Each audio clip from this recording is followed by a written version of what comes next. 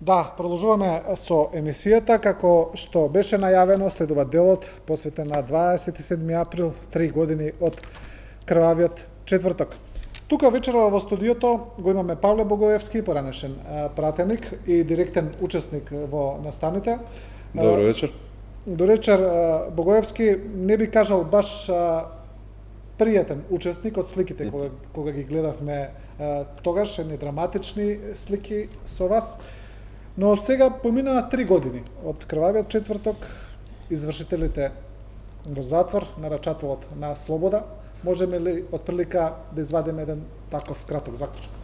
Па не би рекол дека заклучокот е толку едноставен, а што се однесува до учеството, дали е пријатно или непријатно, е помалку значајно тоа дека не било доброволно учеството. Па така можеме да ги поделиме луѓе кои доброволно учествуваа и луѓе кои недоброволно учествуваа во настаните на 27. Кога зборуваме за значењето на 27 случувањата по 27 и придобивките, резултатите, последиците од 27 април, имаме две генерални насоки.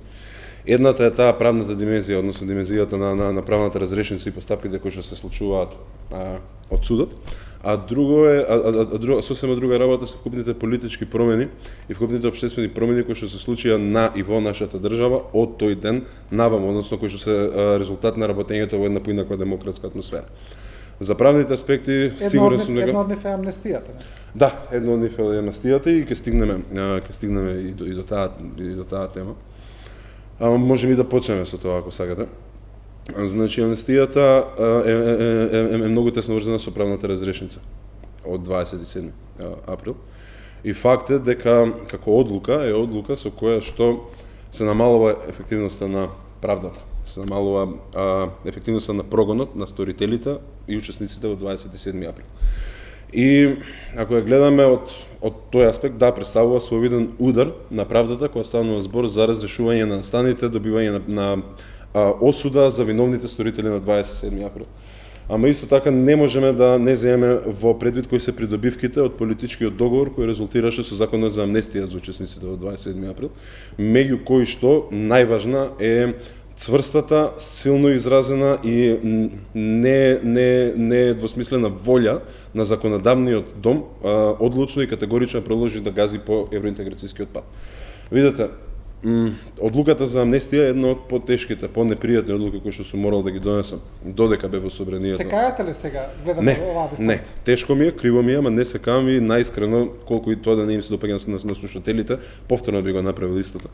Бидејќи иако представува како што реков совиден удар на правдата, тоа не е и далеко од единствен удар кој за жал се случи врз борбата по правда во нашата држава. Не можеме да го забораваме однесувањето на Катица Јанева, бегството на Никола Груевски и така натаму. Ама за разлика од сите тие други случаи, амнестијата е политички компромис кој што е донесен и направен на начин согласен со законите и уставот на Република Северна Македонија. Амнестијата е политички компромис кој иако за жал, повторувам, резултираше со загризување во тоа што значи борба за правда, сепак резултираше со придобивки за македонските граѓани кои не се достигнати со било која друга политичка одлука која што сме направиле од 91 до денеска, освен можеби со договорот со Република Грција. И видете, претпоставам зборувате за влегувањето во НАТО. Да, влегувањето во НАТО, отварањето на преговорите со Европската унија, ние денеска немаме билатерални спорови со земјите кои што се околу нас и така натаму. Односно, ако сакаме да зборуваме каде бевме како држава пред 3 години и каде сме како држава денеска, ние не можеме да не ги земеме во предвид тие работи. Како што рековте сам, ние денеска сме полноправна членка на НАТО. Ние имаме отворени преговори за полноправно членство во Европската унија. Две работи кои што беа незамисливи пред 3 години. Ние денеска немаме отворени спорови со земјите од нашата околина, нешто што беше незамисливо пред 3 години. И ова се работите на надворешно политичкиот план. Ајде да се свртеме и да погледнеме на внатрешно политички план ако можеме. Економијата, минималната плата, просечната плата се највисоки од било кој момент од 91 до денеска. Бројот на невработените пред кризата со COVID-19 беше историски најнизок од нашето осамостојување до денеска. Нивото на почитување на човековите права, нивото на пристапност до заштитните механизми во случај на повреда на правата од страна на државните органи. Богоевски, мислам дека тоа и нема некоја врска со амнестијата, нели? Сега ова економскиот дел што зборувате. Не, факт е дека нема врска со амнестијата, ама исто така има голема нема врска со одлучноста на државата и на политиките во државата да се приближуваат кон Европската унија. Да, направени се големи реформи, да, треба да се направат уште поголеми реформи, ама тие реформи дали ќе беа толку успешни ако ние не го изгласавме договорот за името со Грција, ако не ги соберевме тие 80 гласови и ако ние имавме од старт добиено црвено светло од Европската унија. Односно, ја немаме наградата членство во ЕУ као мотиватор за реформите кои што треба да ги направиме. И се согласувам дека амнестијата е сосема една работа. Зборував за тоа. Кажав дека тоа е една од најтешките одлуки кои што сум ги донел, ама повторувам, доколку би требало пак да ја донесам, пак би ја донесол истата одлука. Бидејќи тие гласови, колку и да се омразени од страна на дел од граѓаните, колку и да се комплицирани за сваќање. Факт е дека ја донесоа на Република Северна Македонија на место на кое што немаше да биде без тој политички компромис кој што можеше кој што за жал мораше да се случи. А тоа е една работа. Сосема друга работа е начинот на кој што беше постигнат тој компромис. Значи, отприлика велат Богоевски околу начинот дека и во животот и во политиката има некои паралели слични се зависи од тоа колку сте подготвени да платите. Па така, дали оно што го плативме како цена со амнестијата е доволно вредно за тоа што го добив? Да. Може би единствена работа која што беше доволно вредна за да се жртвува дел од борбата против правна беше евроинтеграцијската иднина на нашата држава. Може би единствена работа, повторувам. И второ, со одлуката за амнестија не е тоа оставање клjuč на целата правда. Тоа е едноставно ослободување од одговорност на одреден многу конкретен дел од учесниците во 27 април. Односно сите оние кои што не учествувале директно во организација или директно во вршење на насилствата. И да, амнестијата е производ на потребата од договор во собранието пред се за обезбедување на тие 80 гласови и никој не може да го негира тоа и не би требало да го негира. Ама формата и начинот на кој што беше изгласана таа амнестија резултираше со ослободување од одговорност на сите луѓе кои на скалилото на вина сториле исто или помалку од тие претеници кои што требаше да бидат ослободени и беа ослободени со амнестијата. Да. Па поради тоа ние имаме луѓе кои што претходно можеби беа гонени за учество во толпа поради тоа што биле во собранието на 27, што според законската регулатива е во најмала рака проблематично, ама со законот за амнестија веќе нема двоумење дека доколку не тепале и доколку директно не учествувале во насилствата на 27, нема да одговараат. А од друга страна, ние имаме осудени од тие кои што влегле и вршеле насилство, имаме постапка против организатори, имаме и уште 40 на други лица кои се осудени за други кривични дела, кои што се надвор од главниот предмет терористичко загрозување на уставниот поредок и безбедноста и организацијата. Да, добро, ова што го зборувате е правната разврска за целиот случај, до каде сме, што ќе излезе до крај, тоа е дел од разговорот кој што следува. А еве, на линија треба да го имаме господинот Крсте Јовановски, исто така поранешен пратеник од ВМРО ДПМН. Господине Јовановски, прво, дали се слушаме? Јас ве слушам одлично, не знам вие дали ме слушате мене. Да, и ние ве слушаме, а и ве гледаме. Исто така, одлично се вклучивте во разговорот. Јас би почнал со вас со истото прашање со кое почнав со господинот Богоевски, а тоа е 27 април, 3 години од тогаш извршителите во затвор, нарачателот на слобода. Што мислите вие за тоа? Таа е многу болна тема. Јас еднаш разговарав на оваа тема и то доста резервирано. Јас нема да си дозволам толку слободно да го толкувам тоа како што го толкуваше вашиот гостин Павле. Мислам дека таму има многу други работи кои тек треба да се обелоденуваат или можеби некогаш еден ден, убав сончев ден, ќе се обелоденат и ќе знаеме точно што се случуваше. Бидејќи сето тоа имаше своја причина, длабока причина зошто се случи. Не можам да го поделам мислењето, бидејќи сега слушав дека некои од тие луѓе биле амнестирани, некои не биле. Односно, тие што беа амнестирани беа луѓе кои гласаа за да се смени уставот, односно се смени името на државата и така натаму, за да можеме кога ја ги да почнеме некакви проекти и процеси во НАТО, односно во Европска унија. Но од сето тоа гледаме се што се случува. Мислам дека ние треба прво да опожиме што сме ние прво. Ако ДНК-та наша вели, според ДНК што сме, начинот на живење и се она што го прибираме не определува да видиме кои сме. Тука треба да се одговориме кои сме визави што сме. Јас мислам дека генерално сега од една ваква дистанца, бидејќи јас знам дека бев на времето почесто на телевизија и бев доста остар во моите размислувања и така натаму, но сега ќе бидам умен, како се вика, или прецизен аналитичен. Мислам дека ние попат се изгубивме себе си во желбата да направиме нешто повеќе и да се удираме во гради за нешто што ништо не сме направили. Цената која ја плаќаме за промената на името и за се она што ни се случува до ден денешен, од како го направивме тоа, е многу скапа. Многу е скапа од проста причина што не гледам никакво подобрување, дури напротив, гледам назадување. Мислам дека со ова се подлели многу народот и исто така имајќи во предвид дека и референдумот не беше успешен, а тоа е констатација на Државната изборна комисија, која сега пак треба да спроведува избори. Сега, ако тогаш не ја послушавме Државната изборна комисија која велеше дека референдумот не е успешен, законски не е, како сега да ја послушаме таа и да ја веруваме дека ќе спроведе избори како што треба?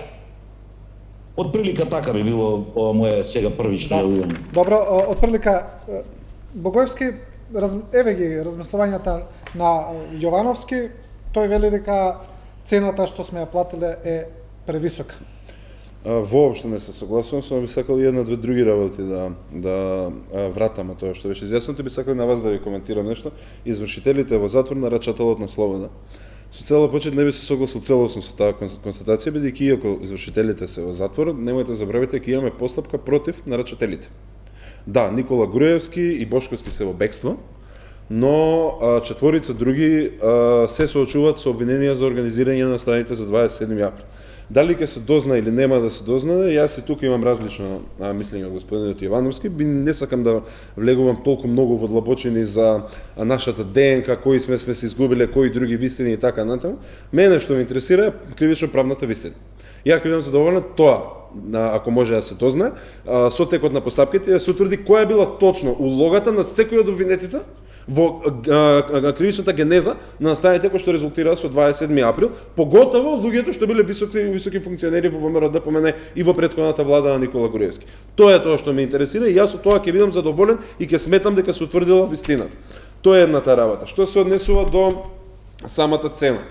Господин Јовановски исто така вели дека не гледа подобрување, зборев 10 на минути претходно за аспектите во кои што имаме подобрување и јас едноставно не сум тип на јавен говорник кој што многу сака да излезе на телевизија и да зборува за достигнувањата. Бројките зборат за тоа дали има подобрување или не. Дали е лесен патот? Не. Патот знаевме однапред дека ќе биде тежок, во нито еден момент не велев дека ќе биде лесен, ама бројките одат кон подобро. Да, имаме отворени прашања со Република Бугарија и имаме и други работи кои што може да не бидат потешкоти во иднина, но фактот е дека никогаш не сме биле на место каде што се наоѓаме сега со толку чисти и јасни можности за патување на. Господине Богоевски, да се вратиме на кривично правниот процес. Добро. 3 години после 27 април, на 15 април поради ковид во Кривичниот суд е одложено судењето за предметот со неформално име организатори на 27 април, каде се обвинети Трајко Велјановски, Милијана Киевски, Спиро Ристевски и Владимир Атанасовски. И Никола Груевски и Никола Бошковски, кои што се во бегство и кои се издвоени од главната поставка ќе им се суди одбрана. Добро, сега зборуваме дека после 3 години зборуваме за одложено рочиште, значи за судење кое безмалку кажано се уште не почнато. Доколку имаме искуство од останатите процеси кои се одвиваат во државата, има ли некаква надеж дека ќе дојдеме до правна завршница? Има. Видете вака, значи колку се покомплицирани предметите, толку и подолго траат действијата. Овде станува збор за високо организиран криминален акт. Тоа е една работа и мене не ми се допаѓа што е толку долго. Ама од друга страна, имајќи предвид колку беше комплициран случајот, и имајќи предвид дека за вие гоните организатори морате барем на елементарно ниво да имате утврдено што се случило, што беше првиот случај кој што мораше во прв степен да заврши, за да ние после имаме информации за истрага за организаторите. Ја мислам дека поготоа за 27 кој стана збор треба да бидеме трпеливи и мислам дека работите ќе дојдат до виделини и виновните ќе одговараат, а исто така мораме да внимаваме дека на крајот на денот и обвинетите имаат право на формирање на своја одбрана. Треба да се дадат потребните рокови, треба да се дадат роковите адвокатите да да ги прегледат правните списи, документи и така натаму да ја подготват својата опрема. И во случаи каде што нема опасност од застарување, како што се овие два случаи, терористичко загрозување и организатори на терористичко загрозување на уставниот поредок, мислам дека нема потреба толку да се брзаат работите. Обвинетите се обезбедени, преземени се мерки за обезбедување на присутноста на обвинетите, доказите се собираат или на најголеми дел се веќе собрани и така натаму, па поради тоа нема проблем. Јас имам проблем со другите случаи, кај што имаме и дури намерно злоупотребување на процедурите од страна на обвинетите со цел да се иде кон истекување на стажот на некои судиите поротници, со цел да се оди кон застарување и повторување на постапките и така натаму. Тоа е опасноста за 27 април. Добро, немаме таква опасност за 27, од проста причина што за тоа дело нема застареност. Добро, господине Јовановски, кажете ми, како на вас ви личи кривично правниот процес кој се води за 27 април? Еве, господинот Богоевски верува во судска завршница на целиот процес, верува во добивање на правда. Што мислите вие? Вака сега, господинот Богоевски многу добро го зборува тоа, фино го строчува. Но, со оваа постојачка судска номенклатура, доколку од другата страна суди и бидат некои други, господинот Богоевски, јас сум сигурен дека ќе излезе на улици и ќе вика нема правда, нема мир. Ајде да се вратиме малку поинак. Кога тој велеше нема правда, нема мир и ги фарбаше сите објекти во државава кај нас, во главниот град, дали тогаш тој знаеше дека ние ќе го смениме името во Северна Македонија? Дали му беше јасно дека додека дишам, што значат зборовите, нема да го сменам името? Дали знае дека председателот на државата, кој сега е моментално, велеше, јас ќе му ги сечам рацете на оној што ќе го смени името и така натаму. За каква фарса ние сега зборуваме? Имајќи во предвид дека јас сум директен учесник во самото собрание кога се случуваа некои работи, а истовремено сум учесник во некои нешта кои не смеам јавно да ги кажам, ќе ги кажам во некој друг период, кога се правеа некакви математики кој и како и колку ќе гласа за да се смени името. Ако тие луѓе кои беа амнестирани, не беа амнестирани, и ако тие луѓе исто беа осудени по 15 или 17 години у затвор, ќе имаа ли 81 пратеник за да го сменат уставот? И кои ќе беа тие пратеници кои ќе гласаа за смена на уставот, односно за смена на името? Тука има многу заврзлами, за да можеме вака многу лесно да ги кажуваме. Ако имаме во предвид дека имаме една судика која, пазете сега, има изречено во години на затвор, мислам дека јас не знам дали постои претходно некакви пресуди, дали постојат кои се осудени со толку години на затвор. 211 години затвор за кривичното дело терористичко. Се ми е јасно, Павле, те слушаме ти мене. Слушаме, јас знам. Имаш проблем со идентитетот, Павле, затоа тоа го зборуваш. Ти не разбираш јас кога ти зборувам за ДНК што е. Имате вие друг проблем. Те прашав многу јасно. Дали кога ја фарбеше, таму не знам, тој објект и така натаму сите, дали кога викаше нема правда, нема мир, дали ти тогаш знаеше дека Северна Македонија ќе се викаме? Ако е така, тогаш требало јавно да излезеш и да кажеш, како што впрочем и сите политичари, никој од нив не зборуваше за тоа. Затоа се случи тој 27 април, не заради друго. Има и малку поинакво размислување во нештото. Немој да ги гледаш низ призмата на некое право кое се уште го нема. Ние немаме ни П од право. А само ги ти повторам. Карактеристично за ВМРО ДПМН да не сака да ги гледат работите низ правото, што е малку некарактеристично за пратеник, да ви одговорам на прашањето. Не ли ми поставивте две директни прашања? Ама не, чекај да довршам, ќе ти ми одговориш, колега. Довршете крс. И пази сега, јас не реков ни СДСМ ништо, јас ти зборувам тебе како личност. Остај го ВМРО. ВМРО е идеологија и партија, која си има свој правила на игра и така натаму. Абе, види, злосторничко на здружение може би ќе биде утре други ден ова ти на која припаѓаш. Ова за која го продаде и уставот и така натаму. Ти не можеш мене да ми вратам на прашањето бидејќи вака губиме време. Не можеш ти мене да ми викаш априори злосторничко здружение, затоа што јас ниту сум злосторник, имајќи во предвид да си го бранам она што е мое. Секој има право на свое размислување. Секој може да размислува и да кажува она што во што верува. Јас верувам во ова и го зборувам. Јас тебе не ти реков ти дали треба да веруваш или не, само те прашав. И да бидеш искрен, дали ти веруваше дека... Завршите па ќе ви одговорам. Ајде одговори ми. Вака, значи неколку работи. Дали јас, кога сум протестирал, сум знал дека ќе се викаме Северна Македонија? Не, бидејќи конкретното име решение Северна Македонија беше производ на преговарање и договарање помеѓу Република, тогаш на поранешна Југословенска Република Македонија и Република Грција. Но, уште од дете знаев дека нема шанси ние да добиеме отварање на преговори со ЕУ без да постигнеме договор со Грција кој што ќе значи промена на нашето уставно име.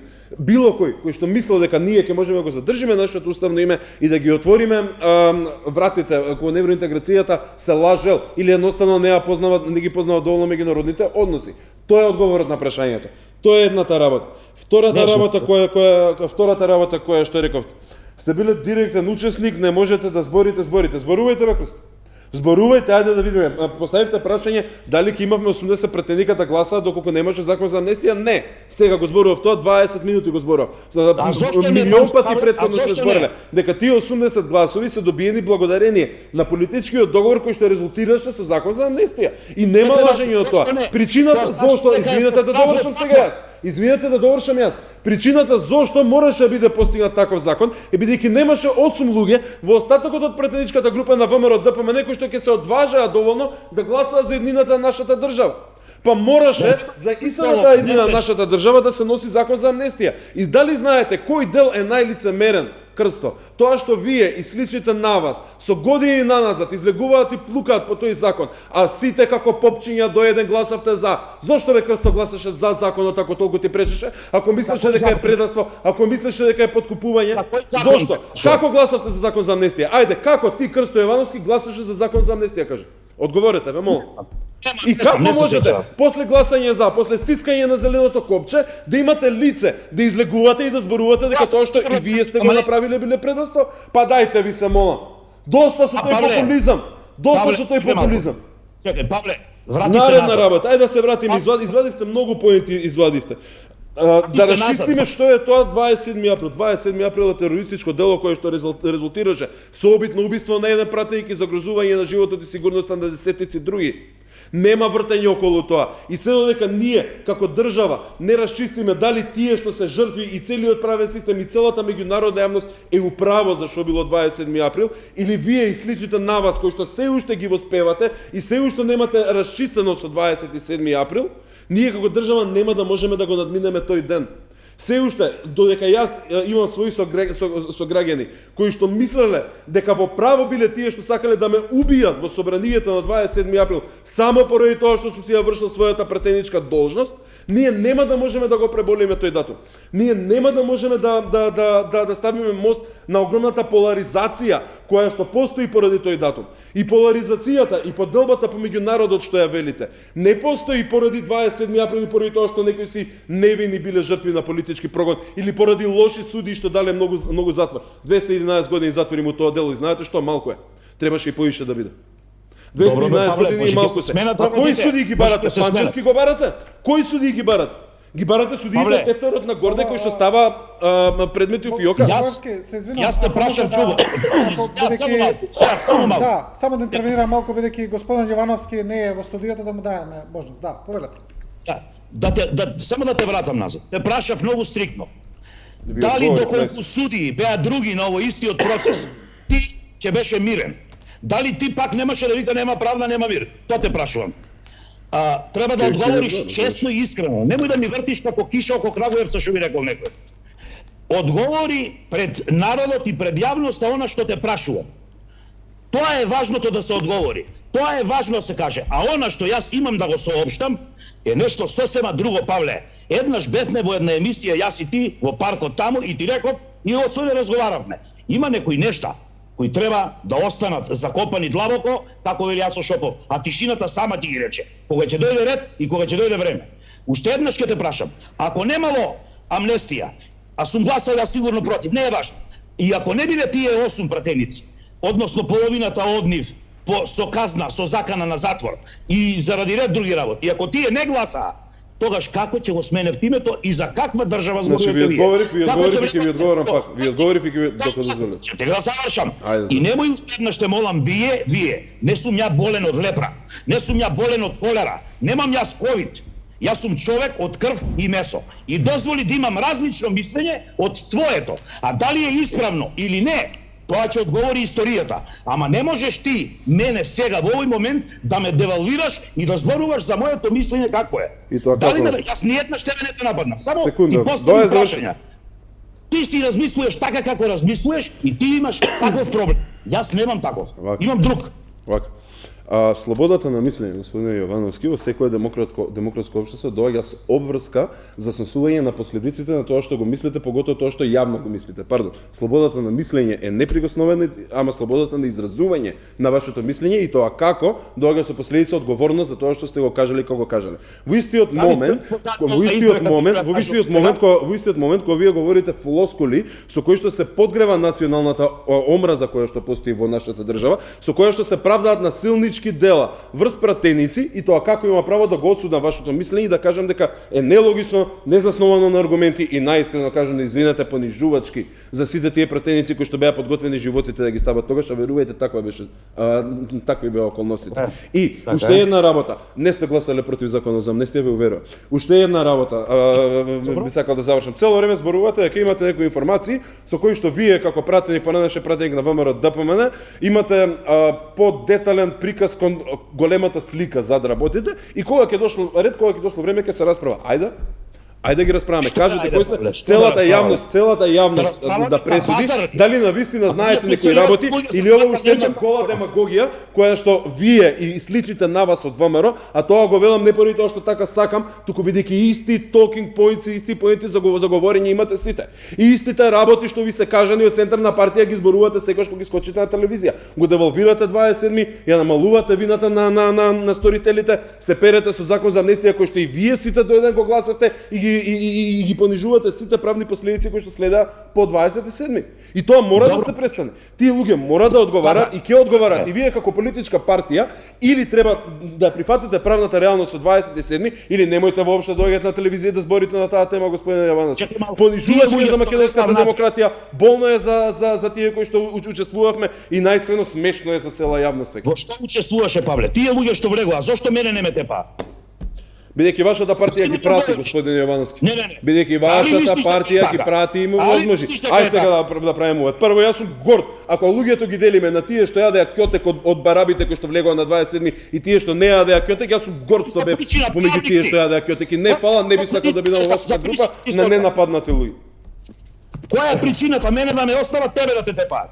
Бидејќи вашите зборови ги мотивираа да влезат крсто на вас и на вашите колеги пратеници. Вие како пратеничка група треба да бидете третирани, треба да се размисли дали треба да бидете третирани како потикнувачки на целиот тој настан. Ма дајте доста. Зошто вас не ве нападнале? Бидејќи вие бевте од идеолошките творци. Зошто?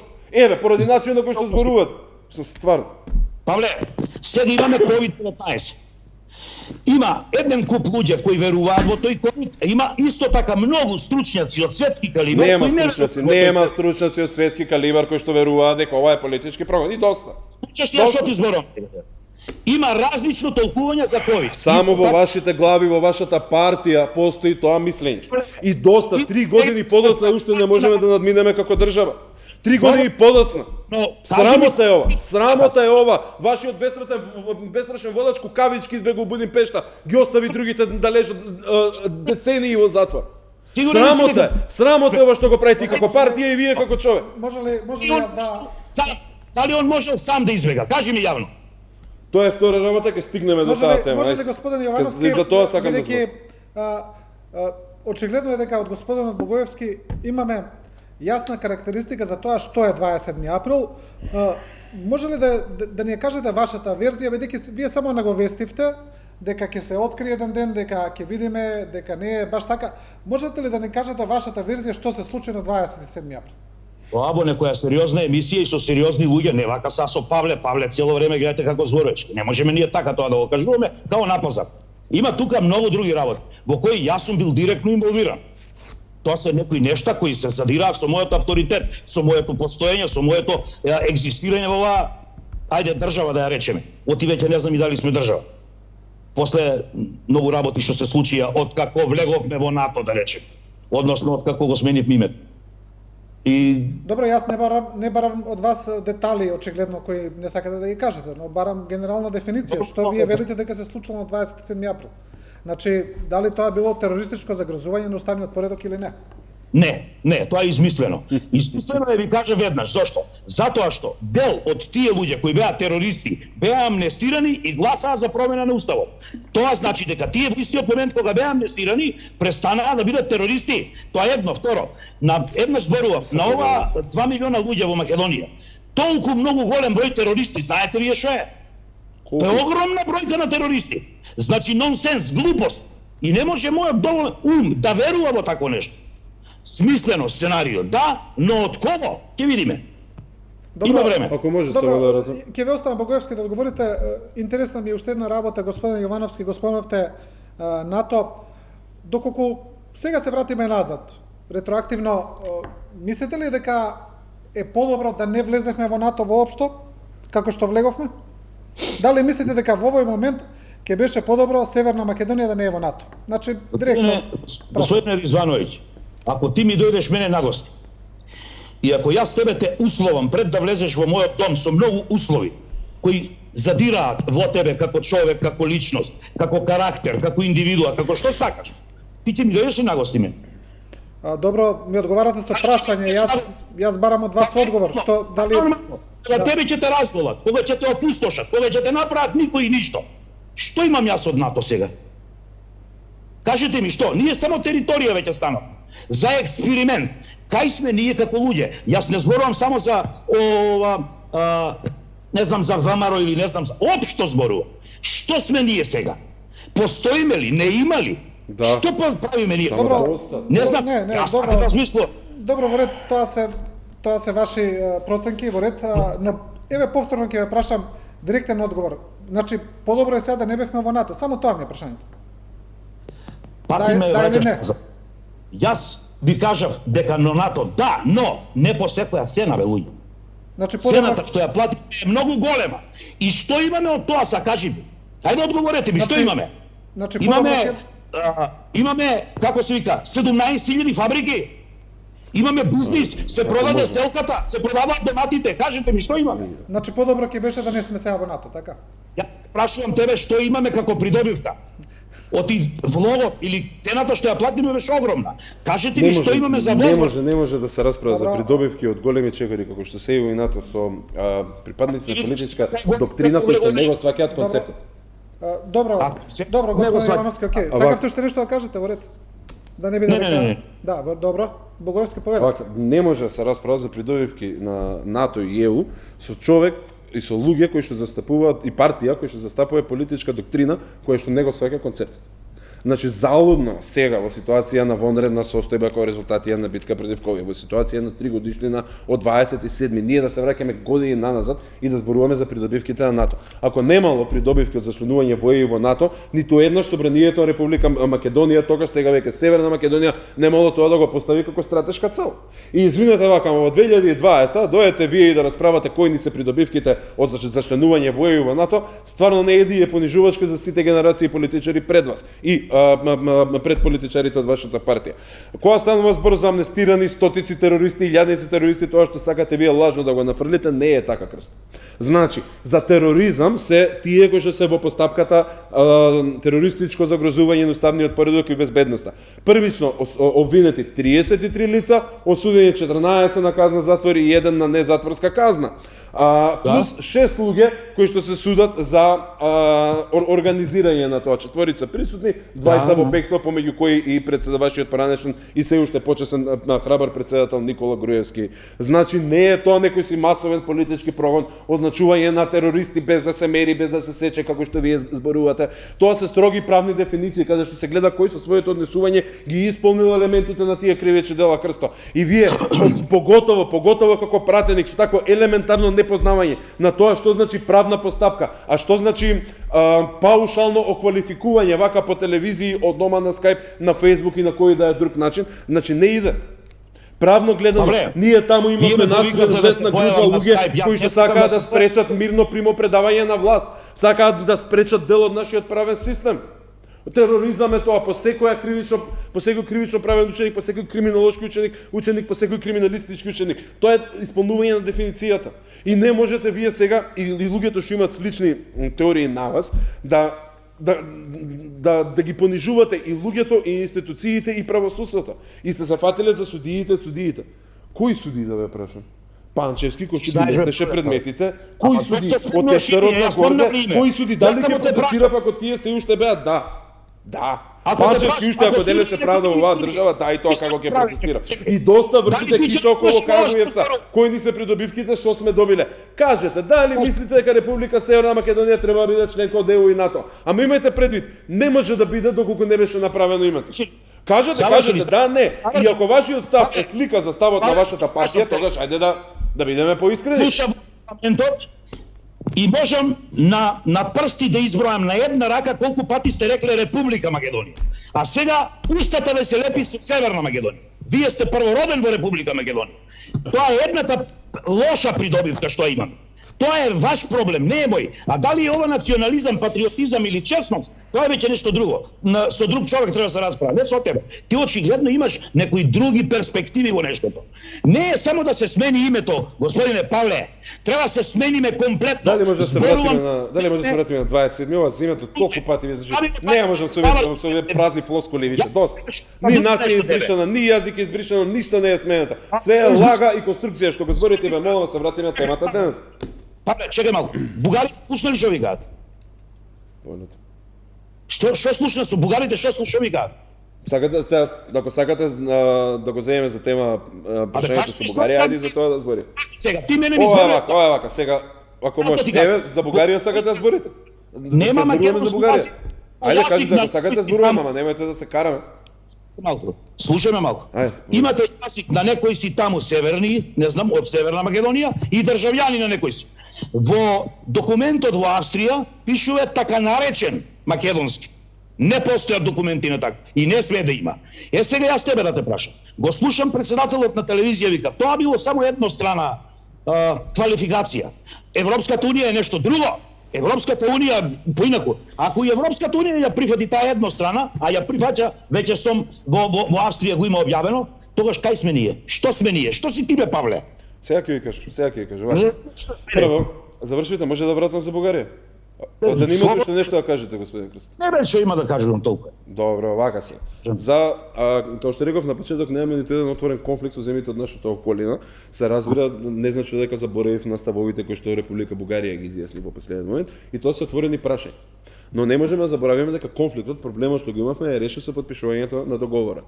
Да, можно е делови од бугарската политичка сцена или бугарската политика да имаат ставови кои што не се допаѓаат на нас, но за жал ниту една држава не е лишена од популистички политичари како што се ВМРО ДПМН. И во Бугарија има такви луѓе, во Грција има такви луѓе, ќе продолжи да има. Тоа што за нас како Република Северна Македонија, тоа е нашето уставно име, тоа што за нас како Република Северна Македонија е значено, како Бугарија се однесува на надворешно политички план во моментите значени за нашата иднина. Откако е потпишан договорот со Република Бугарија, до ден денеска во сите моменти значени за нашата евроатлантска иднина, ние не сме имале посилен поддржувач од Република Бугарија. Истото важи за Република Грција откако го потпишавме договор. Значи тоа е реалноста. Реалноста е дека во моментите кога се одлучува, во моментите кога што е значено, Бугарија досега испорачувала. И јас мислам дека ќе продолжи да испорачува. А дали ќе биде тешко или лесно, нема да биде. Можно е во одредени моменти и на бугарската страна да преовлада овој став, па и на вистина да стават вето или да гласат против некоја фаза од проширување, од нашето пристапување. Нема да биде лесно. Ама тоа е единствениот пат кој што мораме да го изодиме и освен тој пат немаме друг. Бидејќи неиграње е пораз за нас. Да, добро, ми се чини дека отприлика темата за 27 април ја исцрпивме. Она што друго се случува на политичката сцена се оние политички игри околу собранието, околу свикувањето на собранието, треба ли да се состане или не. Не е многу изненадувачки дека и тука имаме различни ставови помеѓу СДСМ и ВМРО ДПМН, но и ДУИ и останатите партии за тоа дали треба или не треба. Она што Богоевски малку ги збунува граѓаните, а верувам и дел од познавачите, е она инсистирање сега да се состане собранието. Значи, објаснувањето е тоа дека поради дека треба собранието да ги легитимира одлуките за модерната состојба, но дел од другите експерти велат дека тоа правно и нема некоја потреба, дека може и владата и председателот да продолжат кој до сега да го прават, велат дека и нема потреба толку голема драма за нешто што може и вака да се тече, но сега дали тука има и нешто друго, дали не е само вонредната состојба, дали сепак тоа е поврзано на некој начин и со некои евентуални избори. Па вака, не може да не биде поврзано со изборите. Ќе почнем од крајот на вашето излагање, па ќе се вратам кон почетокот. Не може да не биде поврзано со изборите, бидејќи факт е дека гледано од аспект на закажување и одржување избори, ние живееме во еден правен вакуум сега. Значи имаме одлука од Собрание, законодавен дом на Република Северна Македонија, кој што со закон утврдува кога ќе се одржат изборите и кој што го распуша собранието до одржување на тие избори. После тоа со лидерска средба имаме политичка одлука која што нема директно правно дејство за одложување на избори кои што се веќе закажани со закон. Било која разрешница на оваа ситуација во која што сме сега мора да има одредена правна форма. Начините на кои што може да има, бидејќи видите, оваа ситуација не е предвидена во нашиот правен систем изречито. И факт е дека имаме правна празнина. И кога имате правна празнина, нормално да имате различни мислења. И сега мора да се одбере мислењето кое што најмногу ќе одговара на општите принципи и постулати правни кои што се основа на нашиот целокупен уставен систем. А тоа се принципите дека собранието е законодавен дом и собранието е контрола над извршна власт. Тоа е принципот дека кога се закажува вонредна состојба во услови кога собранието не може да се собере поради било кои причини. Тоа да има механизам како се прави, но правило и принцип е дека собранието се собира во најбрзиот можен рок. Имаме ние уставна одредба која што вика дека мандатот на собранието може да биде продолжен во услови во кои што се наоѓаме ние сега, вонредни мерки и околности. Ние имаме член во законот за собрание кој што вика дека мандатот на пратеникот не трае од моментот на верификација до моментот на распуштање на собранието, туку трае од момент на верификација на мандат до момент на верификација на наредните пратеници. Тоа се јасни норми од кои што нема бегање. Ние имаме и ситуација кај што единствениот правен акт со кој што на некаков начин биле третирани околности слични на овие во кои што сме сега, а овакви околности не биле третирани, е постапката пред Уставен суд кога баш Талат Джафери поднесе иницијатива со која што се преиспитуваше одлуката за презакажување на изборите во 2016. И Уставниот суд рече дека да, тогаш не можело да се направи така, бидејќи не било околност на вонредни околности, во кои што случаи собранието може да се свика повторно. Значи факт е дека ние немаме јасна мапа која што е исцртана правно, ами имаме многу документи, имаме многу одлуки, имаме многу други законски одредби кои што може да не бидат водилка во тоа како да го најдеме решението. А јас стојам на ставот дека решението е собранието да се собере што е можно побрзо, бидејќи имаме и политичка димензија. Прво, носител на суверенитетот во оваа држава е собранието, не е владата, а уште помалку техничка влада.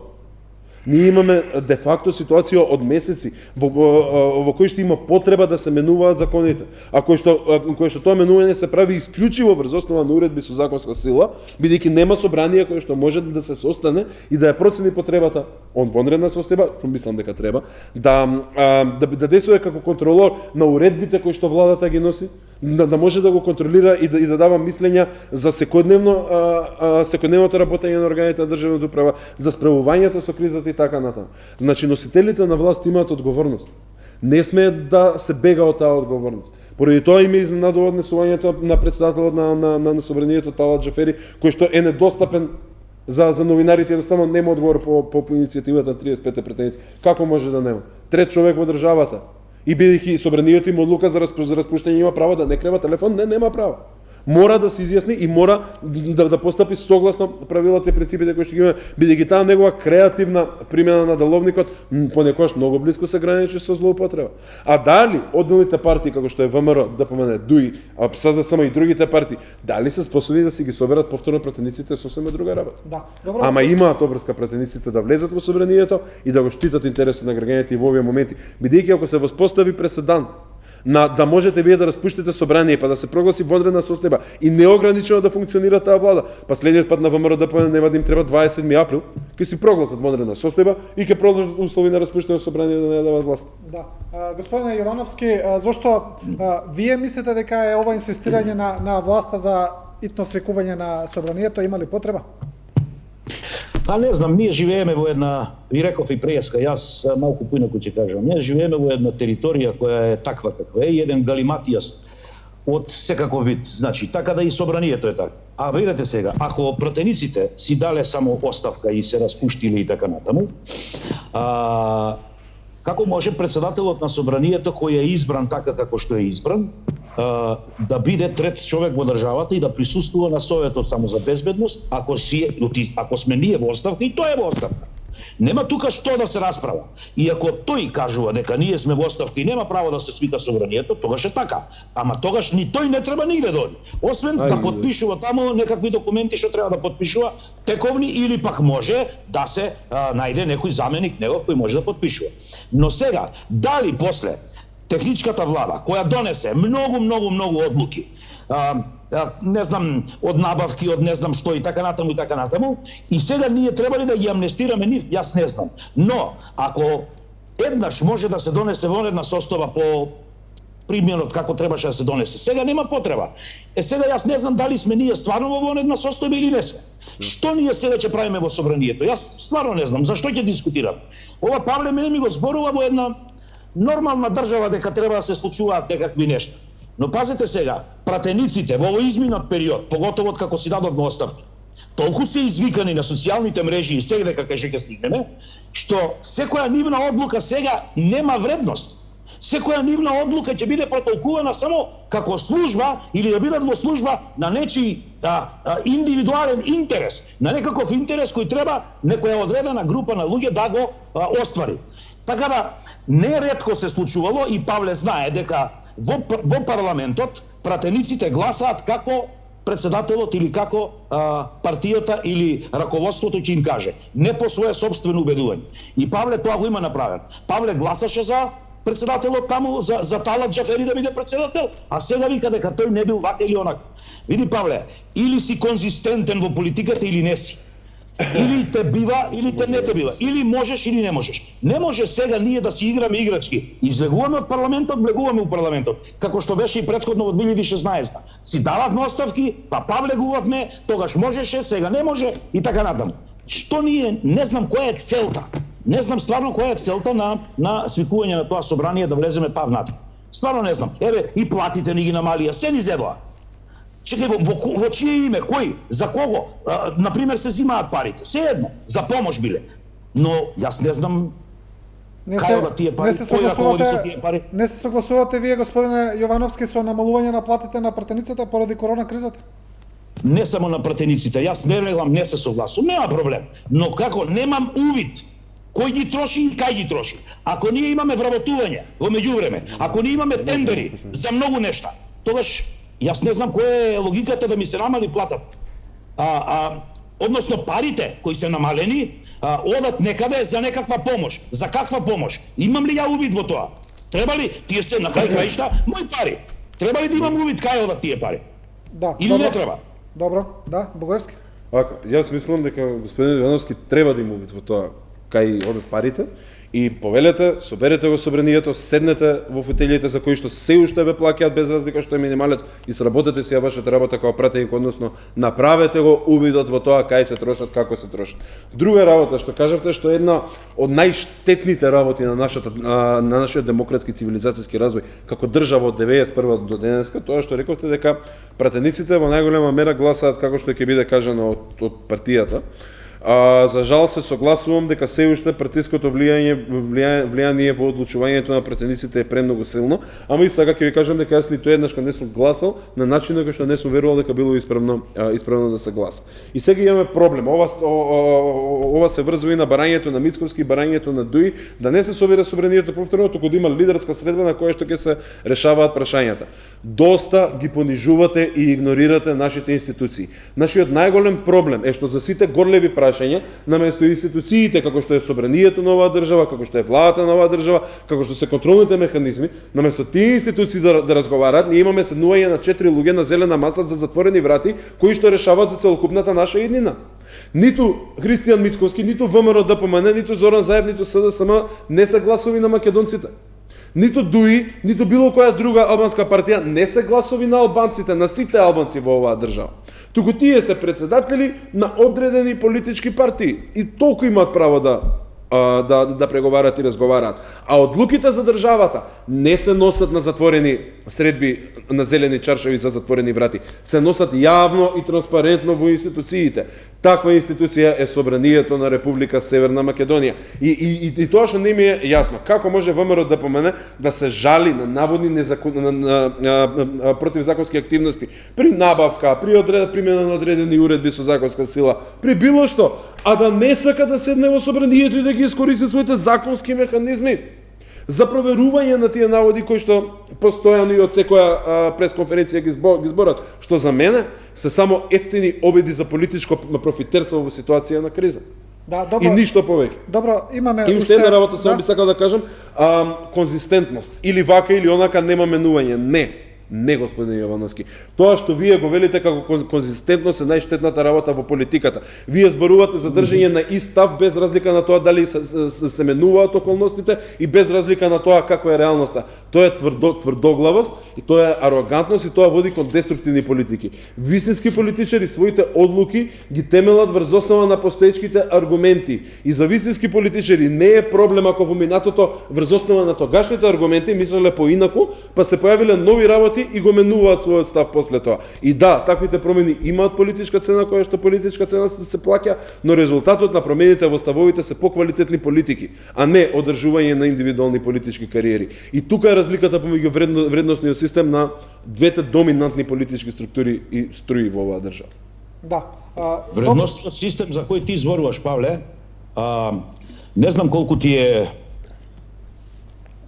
издржан. Господин Јовановски, само кратко една ова пред да продолжите, значи ми реагираат од држијата дека веќе не е истечено времето, но ќе ве оставам вас на крај да ја кажете вашата теза само ве молам кусо, да. Да, кратко ќе биде. Вредностен систем се гради во една држава со вредносни луѓе. Кај нас, во нашата држава, вредносниот систем одамна е уништен. Одамна не постои. Институциите за кои ти зборуваш, господине Павле, не постојат. Институциите само работат под директива на некого. Павле, ти во Собранието, додека беше, јас сум сигурен дека имаше најмалку две одлуки за кои си гласал, а не беа добри или ти не си се сложувал. Така да, паѓа во вода она што ти ми го зборуваш, како човек кој во текот се менувал. Ако имало се онака како што треба, ти ќе си гласал како што те знаеме, нели, онака обрат. Но, ако ти не беше на листата на СДС, јас не знам дали ќе беше пратен. Исто и јас. Јас не знам дали ќе сум бил таму, односно исто и ти. Ако не сме биле на листата, бидејќи народот се уште гласа на листа. А треба можеби да се избориме за друг начин на гласање, за друг систем, за вредносен систем. А вредносниот систем... Такви реформи беа предложени, вие не сакавте да учествувате. Но во ред, тоа е сосема друга тема, не би Добро, јас тука ќе ве прекинам, Јовановски и Богоевски. Ви благодарам на двајцата за учество. Ни истече времето. Почитувани, гледавте уште едно отворено студио на телевизија 24. Останете со нашата програма, следуваат најновите информации.